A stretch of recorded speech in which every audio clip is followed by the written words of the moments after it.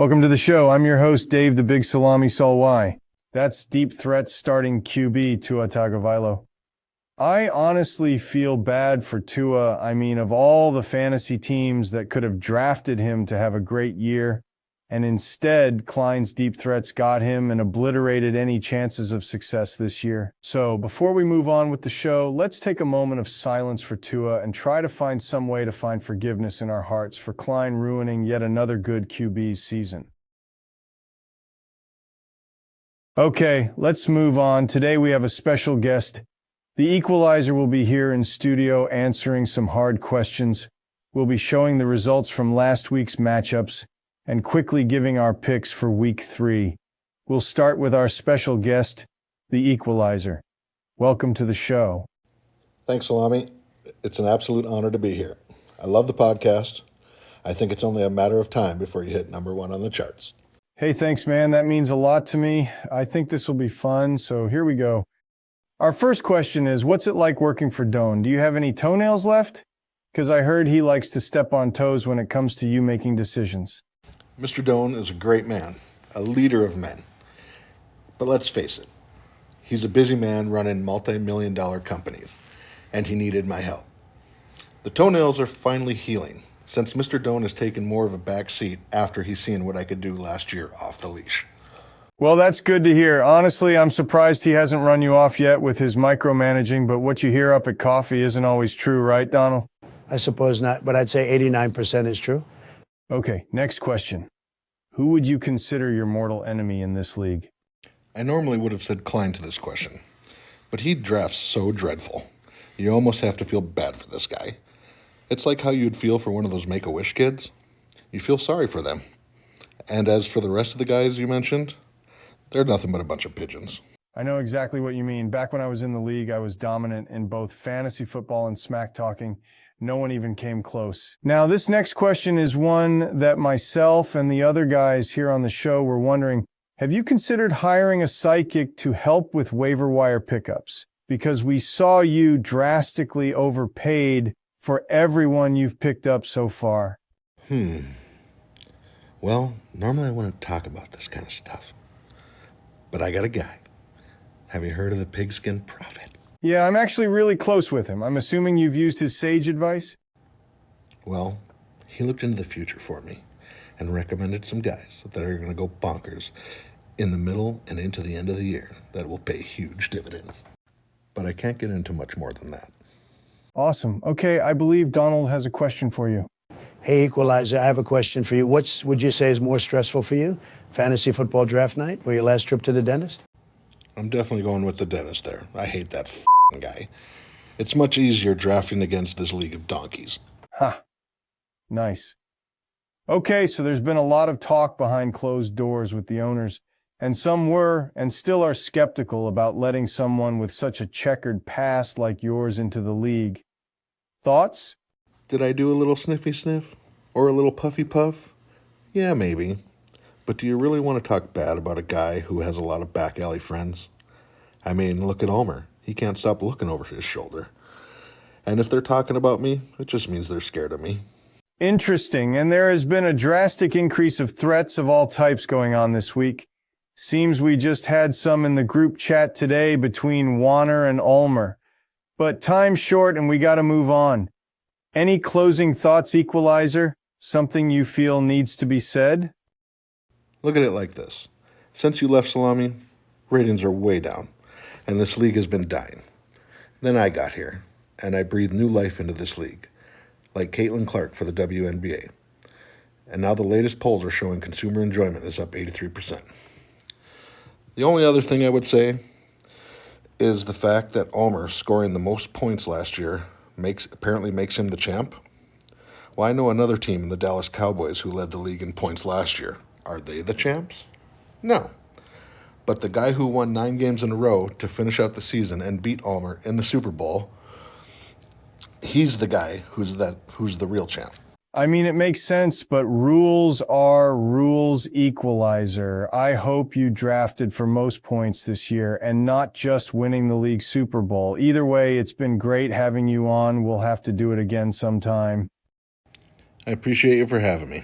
I had a great time. One last thing. You should have that Klein guy on. See what kind of nonsense that guy pukes out of his mouth. That was the Equalizer, Klein's Prison Pockets GM. You know, Salami, I really like that guy, checkered past or not. He seems like a true American. I'm assuming he'll be voting Republican this coming November. I don't know, Donald. Moving on. Let's get to last week's matchups. LeBron, you want to give us the results from last week? You bet, Salami. Thanks for asking if I had any questions for the Equalizer. Whatever. Anyways, 23 beat Russ's Rumblers easily. Like really bad curb stomping type stuff there. Houday and the Blowfish beat Dark Bittner. The Trifling Bitches beat all Batmans. Tight Fit was too much for Deep Threats to handle, like way too much. Klein might have to go back to the minors or focus on that other fantasy league he's in, because his team is horrible, like disgustingly horrendous. And lastly, KPP obliterated the Mustangs. You know, I'm going to be honest. Donald's got to be cheating or something. This is ridiculous. 5-0 this week. And how the table has turned LeBron. Who sucks the big suck now? Mr. Good Vibes? Oh, come now, Salami. Let's not turn on each other like cats and dogs. This is just for fun. And I'm going to have fun with the $600 I've won off you chumps the last 2 weeks. Looks like Daddy's going to get a new putter, get rid of this Dunlop I've been using. Okay. I have recentered myself. Salami, I'm sorry about attacking you for not asking if I had a question for the Equalizer. Donald, congratulations on your victory this week. I'm new to being a master yogi and will overcome those outbursts. I apologize. Carry on. Fantastic. Let's keep rolling here. Donald, here's your $100. All right. First matchup for week 3. Houday and the Blowfish versus the Trifling Bitches. I'm going to shoot straight here. Kramer has screwed me over 2 weeks in a row. I'm going with Houday and the Blowfish. Donald. Salami, you know who I'm going with. Kit Farson is good people and you don't go against him. Houday and the Blowfish. Well, I'm going to pass on the blow. Houday and the Blowfish.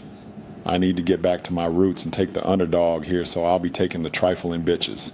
Same here, Salami. I'll take the Trifling Bitches as well. There is absolutely no connection between Gogler and Melmer, so I got to take Kramer here. I would also like to add... Oh, God, here we go. Gogler's next matchup, 23 versus Dark Bittner. This is a hard pick in my eyes. 23 is ranked number 2 for points scored, and Dark Bittner is number 3 in the league. The difference is 23 has had easier matchups, I believe. So I'm going to go with my gut and take Dark Bittner. How about you guys? You know, I'm going to go with my gut too, Salami, which is 9-1, by the way. I'm taking 23. I have my reasons. You guys probably wouldn't understand them. It deals with difficult calculus and a dash of linear algebra and differential equations. I'm going with 23 as well, Salami, but not because of any mathematical BS like Donald says. I've balanced my solar plexus chakra, which if left unbalanced can lead to indecision, and it could throw off other chakras. So with all my chakras in balance, I feel that I've made and will make all the correct choices this week for my picks. Namaste. I will be taking 23. Because Gogler is great, blah, blah, puke in my mouth, moving on. Which brings us to matchup 3, Russ's Rumblers versus Klein's Prison Pocket. I've only got one thing to say about this, which is actually something Doan said. Can we mathematically rule Rusvold out of this season? How many more waffle stomps can this guy take this year? I'm taking KPP. How about the rest of you? Well, you do have to admire Roosevelt's no-quit attitude, a true American that one is, but this is fantasy football, and this week's beatdown on Russ's Rumblers. Rumblers will be coming from Klein's Prison Pocket. Y'all make me sick. Week after week, picking strictly on statistics and other stuff that's unimportant to people with free spirits, people like myself and Roosevelt. I will be taking Russ's Rumblers. Are you seriously doing yoga right now? Whatever. Joe, how about you? What kind of crazy crap is going to regurgitate out of your mouth for this one? I guess Klein's Prison Pocket. Roosevelt's team is an absolute dumpster fire. Is it okay if I go to the bathroom? Yeah, you don't have to ask to use the bathroom, Joe. Okay, Jeez. thanks. Anyways, matchup 4, Deep Threats taking on all Batmans. Honestly, with Tua being out, I'm going to say you're going to hear Mortal Kombat's "Finish him" when all Batman's done with this easy beatdown. Obviously, I'm taking all Batmans. You guys? Yes, Salami, no one is taking deep threats, except maybe Mr. Altruism over here. Klein probably needs the husband stitch for what Tight Fit did to him in last week's matchup. I don't think KP will be as rough, but deep threats is still sore. It is true. I am going with deep threats, and I will manifest a win for him like I did week 1. So namaste, Donald. Okay, and I guess we're just going to take Donald's word for it that Joe is taking all Batmans, and truthfully, I don't care. Moving on to final matchup, Mustangs against Tight Fit. I like Ulmer, but I don't think I'll be able to look him in the eye when Beast is done with him. It's going to be ugly. But I need some wins to catch up to Donald, so I have to be an accomplice in the defiling of Ulmer. I'm taking Tight Fit. True, Salami, Ulmer's a good guy, but he's going to probably be curled up in the fetal position come Monday night. I feel bad for him, but yeah, I'm taking Tight Fit. Again, your negative energy got on my new yoga pants, Donald. Mustangs have a chance, and it starts with my Manipura chakra. I believe in you, Ulmer. Believe in yourself, and you will prevail. I'm taking Mustangs to win this matchup. Phew, I'm back. So anyways, did you give them my last pick, Donald? Yes, I did. Okay, good. Well, I'm going Tight Fit here. Yeah, it's going to be a real beatdown here. Yikes. Okay, that's all the picks. I've just been informed that Gaga has some breaking news she'd like to share before we end the show. I believe she's in the field, and yeah, go ahead, Gaga. Thank you, Salami. So early Tuesday, there were a plethora of allegations going on in the group chat, none of them worth mentioning. It was what came through afterwards, a clip that was obviously supposed to be a direct message to the Equalizer. Here, take a look. The man you're seeing here is Mustang's owner, Ulmer.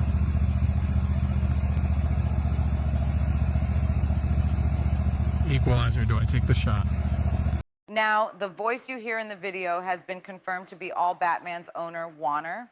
There is obviously some collusion happening within the league, and I'm not sure if the Equalizer didn't understand the fact that this came through on the group chat because his response is disturbing.